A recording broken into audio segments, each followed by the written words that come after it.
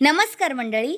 घरोघरी मातीच्या चुली या मालिकेच्या आजच्या पुढील भागात आपल्याला असं पाहायला मिळालं, आता जी जानकी आहे ती सौमित्र भाऊजींना विचारते, सौमित्र भाऊजी काय झालं, शरूवंश सुटतील ना? अहो आई बघा ना, त्यांच्या वाटेकडे डोळे लावून बसल्या तो.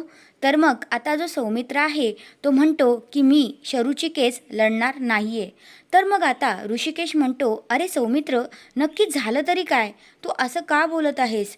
तेवढ्यातच आता जी जानकी आहे ती शर्वरी वंशकडे आलेली असते.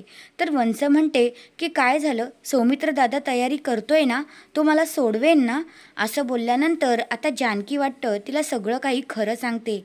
हे सगळं ऐकल्यानंतर मात्र शरूला खूप मोठा धक्का बसतो आणि ती स्वतःचं डोकं आपटून घ्यायला सुरुवात करते आणि म्हणते की मला आता नाही जगायचं आहे. असं केल्यानंतर जानकी खूपच घाबरते आणि शर्वरी वंशला ती सावरत असते आणि आत शिरते. म्हणते नका वंश, असं काही करू नका. आणि शरूला आता चक्कर आलेली असते.